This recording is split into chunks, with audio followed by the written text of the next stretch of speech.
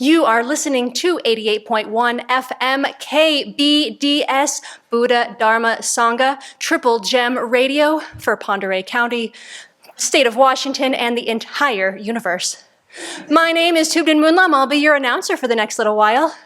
Important news from the snack bar.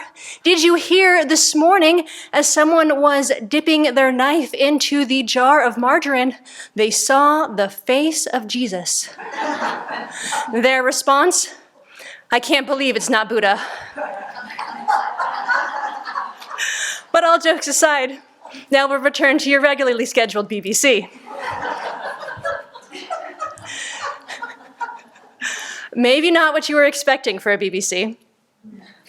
But I've been noticing that my whole life is permeated by expectations. I wake up and I expect the bathroom to be available. I expect the light to turn on, water to come out of the tap, the toilet to flush. And I don't notice these expectations until, one of them doesn't get met. I expect people to act similar today than they did yesterday. That is, if I like how they were acting yesterday.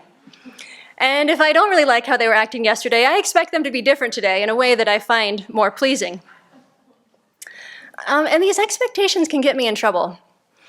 Thinking that people will act differently or situations will be different or the same than they were in the past. But really, aren't these kind of like the only options, that things are going to be similar or they're going to be different?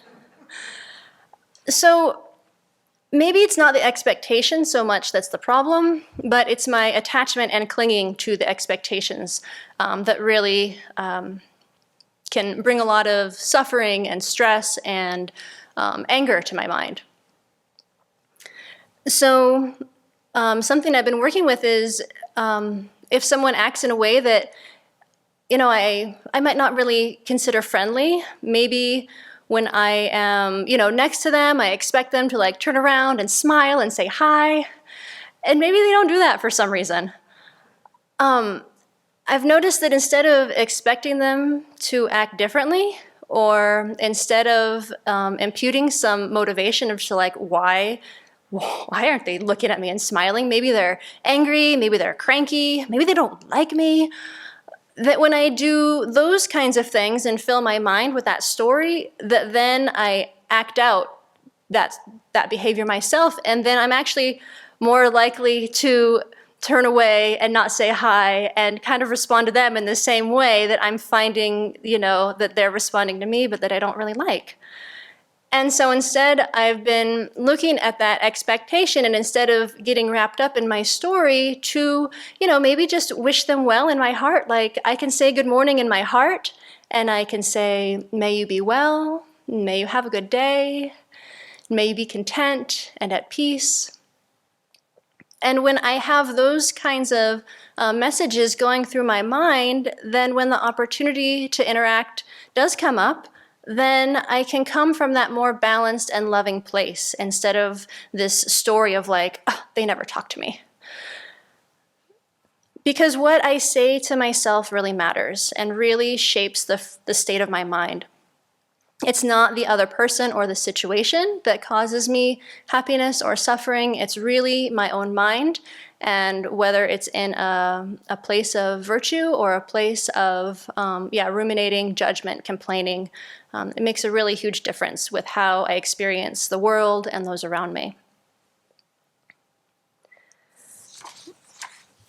And so another example that I find where I have some expectations, and maybe I can shift this expectation, we'll see, is when I walk into the kitchen and there's, it's after lunch, I expect things, will be cleaned up and put away in the right place.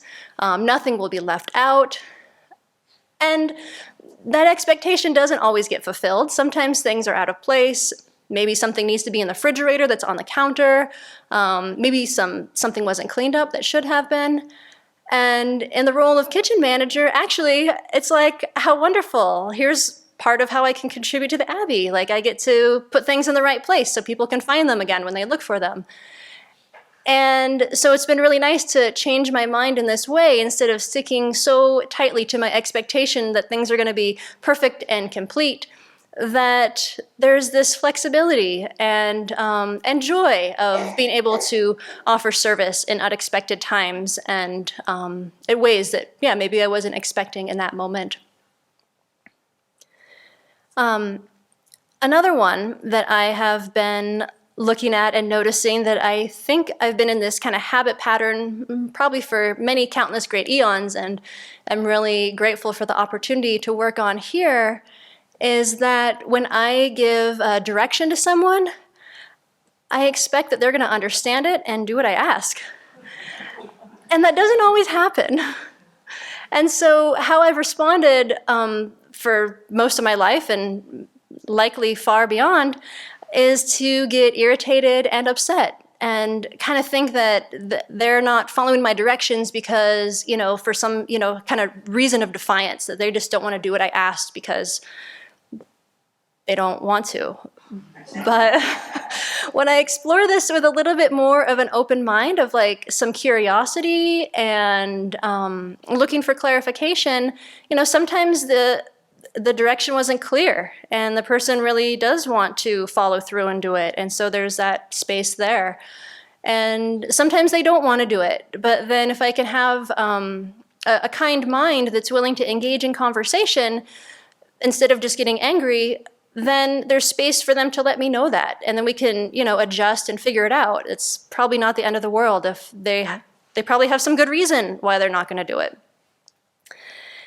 And so I find that in my own experience, I enjoy being with myself a lot more when I can let go of these expectations, and have noticed that there is some red flags that come up. And it's pretty similar. I think these expectations really come from a place of self-centeredness, of trying to predict what my experience is going to be like, and whether I'm going to have a good experience or a bad experience, and kind of set myself up for those things. And so my expectations aren't always in line with reality. They're usually not in line with reality and what's actually happening. And so when I notice that I start to label others with like this kind of enemy image, they are whatever this or they're that this is a kind of a clue to me that I have some expectation running in my mind that's not being met. And so when I can identify that that's going on and see a little bit more of what that expectation is, then I can have compassion for myself and just some understanding, like, here's what I thought was going to happen and it's different, okay? And I can also let go of that expectation a lot easier when I can actually see what it is, instead of being really confused by my own afflicted emotions. When I can understand more what is driving those, then I can open my perspective to see that others are also doing their best, that they have a really good motivation, and that it's me creating my own suffering in my mind when I'm clinging to this expectation, and it's not what's actually happening, when there's not that flexibility to arrive in the present moment with some openness. And so since my mind is the source of my happiness and my pain, I have a choice of either clinging to things or being willing to let go. I can show up with an attitude of acceptance or an attitude of defiance. And maybe I don't get what I expected, and I don't get what I want when I want it.